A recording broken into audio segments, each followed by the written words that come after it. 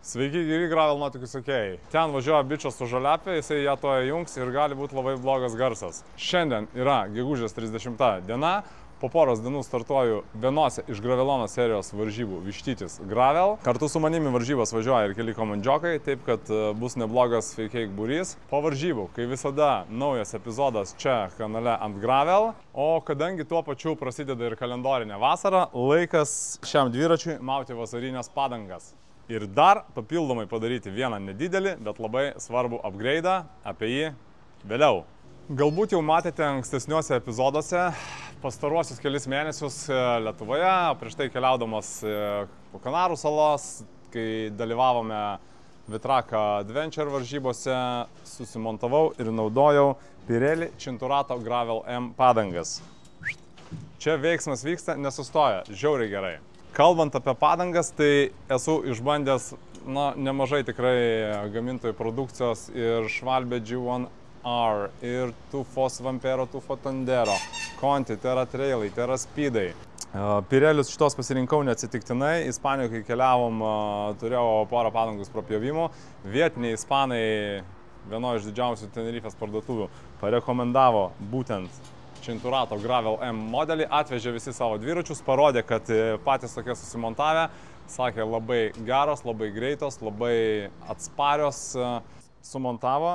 Pravažiavau 800 km Kanarų salose, beveik 600 km Trakoje ir tikrai turėjau tik tai vieną nedidelį incidentą, vieną nedidelį skylutę, užklijuota ir kištas sliekas laiko iki šiol. Ir jas užsidėjęs tikrai nekiek nenusivyliau ir galiu iš asmeninės dabar patirties pasakyti, kad tikrai puikus sukibimas, geras riedėjimas. Ten, ką rodo Rolling Resistance testai, galbūt yra subjektyvi informacija, bet aš objektyviai įvertinau Ispanijoje, Kanaruose, Lietuvoje daiktas vertas dėmesio, atsparus pradurimams, puikiai kokybė vienu žodžiu. Beje, jau spėjau šitas padangas parekomenduoti ir kai kuriems savo draugams ir netgi žinau, jau mačiau, kai kurie iš jų spėjo jas ir susimontuoti.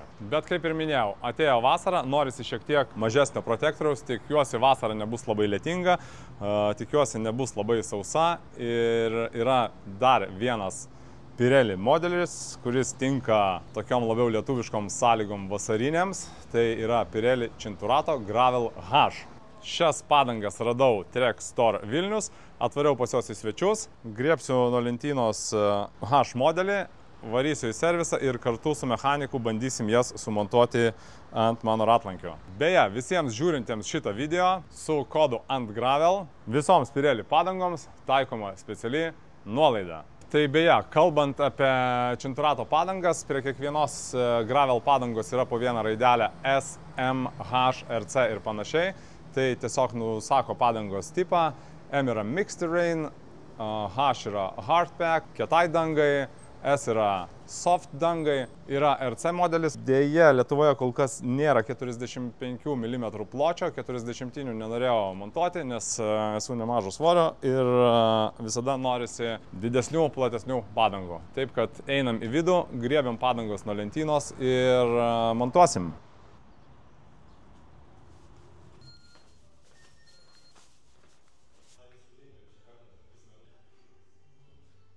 Pirelli Cinturato Gravel M Mixed Terrain.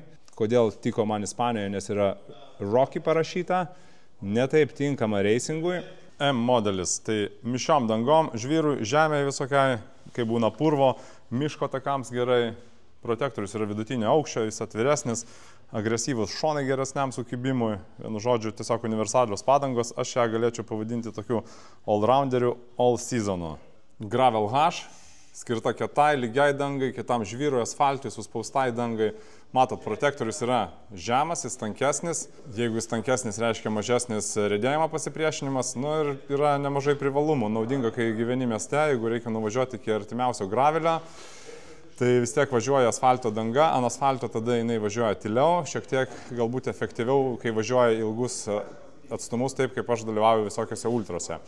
Tai jeigu apibūdint vienu žodžiu ją, tai yra tokia G-Road maršruto padanga. Na ir aišku, protektorius jų skiriasi, bet jeigu lyginti 45 mm pločio, tai M sveria 570 gramų, H 540, tai dar susitaupo po 30 gramų ant padangos, bet kiek sveria realybėje, tai galėsiu pasverti ant svarstyklių ir parodyti. Tai o kasgi yra tas mažas, bet labai svarbus naujas priedas mano dviračiui? Susipažinkite, Tubolite. Tai yra vidiniai padangos insertai, žiauriai geras dalykas, žinau, vis daugiau profesionalų naudoja. Sveria tik tai 30 gramų, tai galima sakyti sveria mažiau negu geliukas, realiai galėtų skraidyti ore, jeigu ne žemės gravitacija.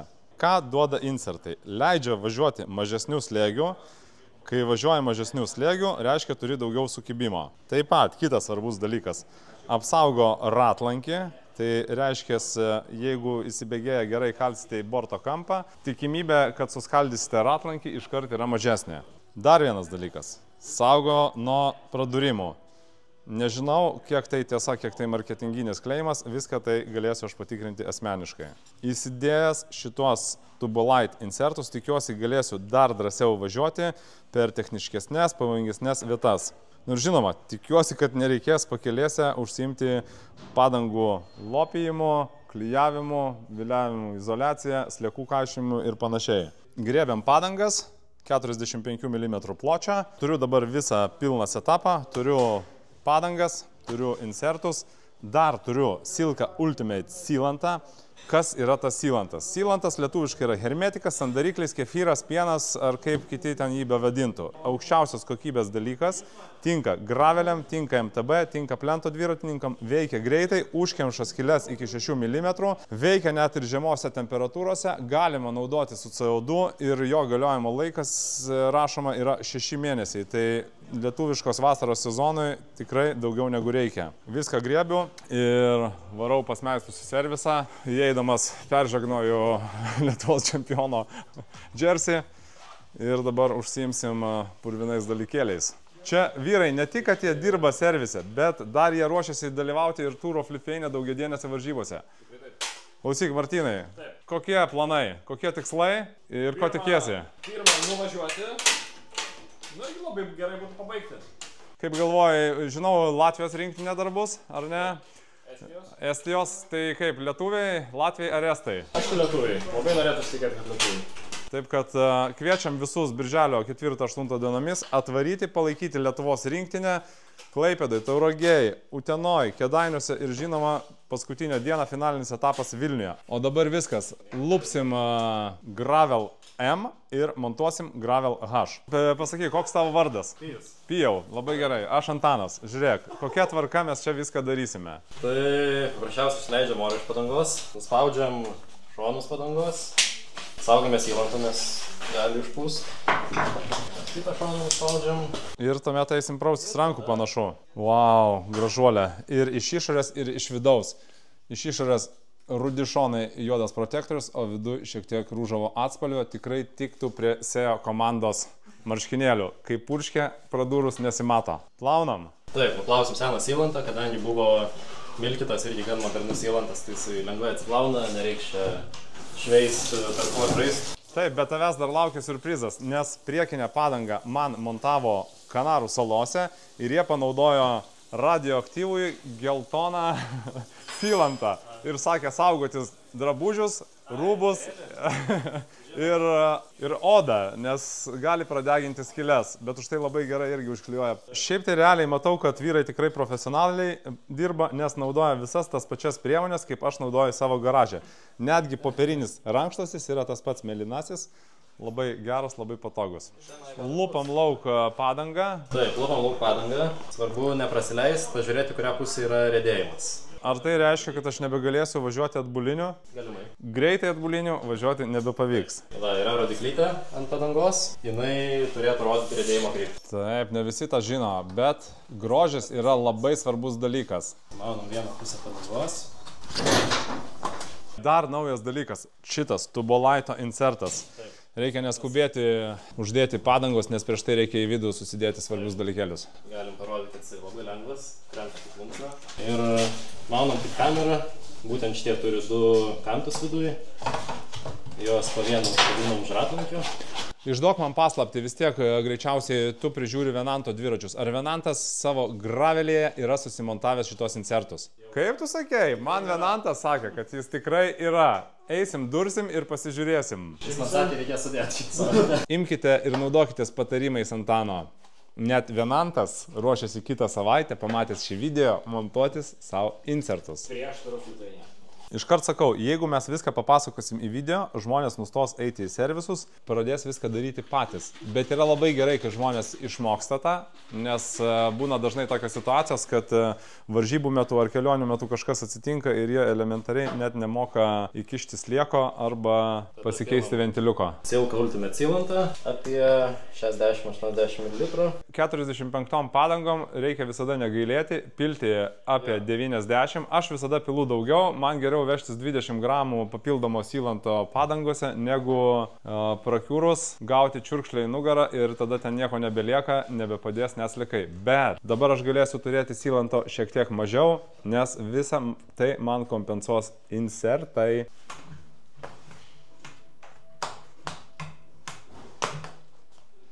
Matosi, kad labai kietos Pirelio padangos. Žinot kodėl? Todėl, kad net nuėmus nuo ratlankio, jinai išlaiko savo formą ir stovi stačia. Apie insertus, kad tikrai valdys. Tai... Kad ratas neprilečia. Ta prasme, tai pripūst tvorą pirmą reikia. O, pučiu po 1,5 baro.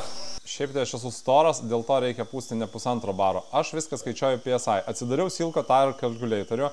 Pirmos kategorijos gravelio rodo 36 į galą, 34 į priekį, bet aš visada mėgstu šiek tiek mažiau pūsti. Plius dabar turiu insertus, irgi tikrai galėsiu važiuoti mažesnių slėgių.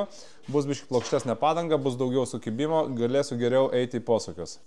Va, išgirdom tą garsą 2 kartus, nes iš abiejų pusių padanga užsišovė.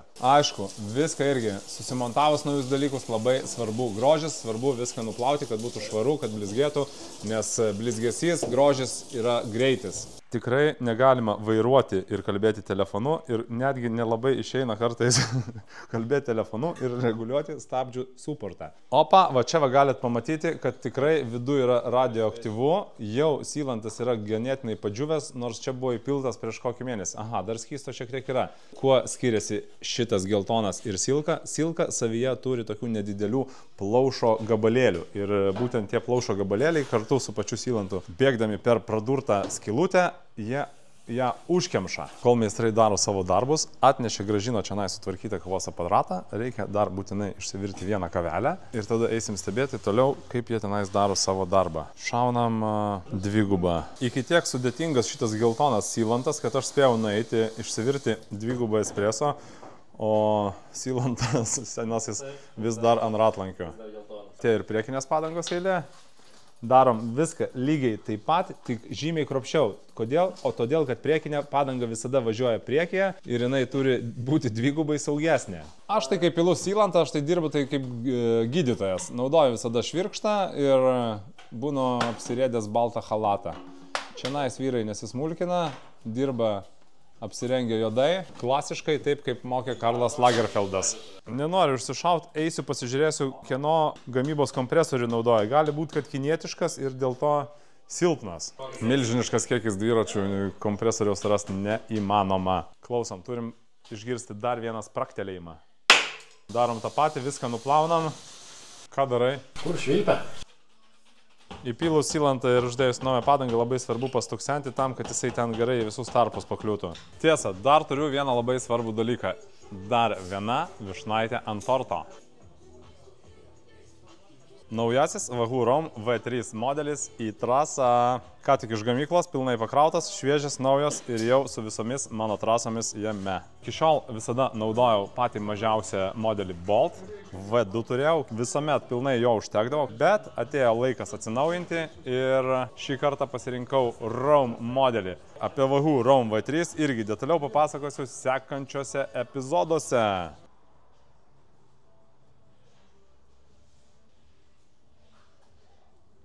Turim dviratį ten, kol aš dar spėjau išsiplauti kavos puodelį. Štai atidarė Pijus slaptą skyrelį, tikrai ištrauks kažką. Arba pistoletą, arba mečetę. Okay. Apa. Su tokiom važinėja tik tai mūsų komandžiokas Tomas Vaitkus.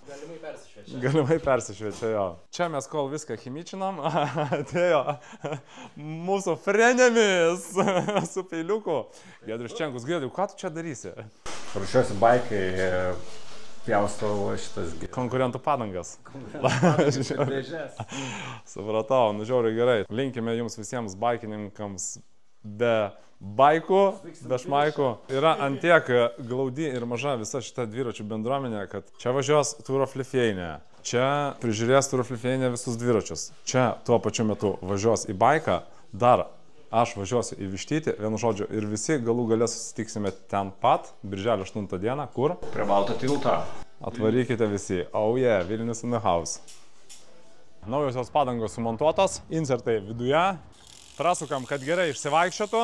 Varau dabar testuosiu, nes kiekvieną kartą kažką tai naujo pasidarius, negalima iš karto važiuoti į varžybas. Užsidėjot naujas padangas, važiuokit, pasitestuokit. Užsidėjot naują grandinę, važiuokit irgi tokį shakedowną padarykit.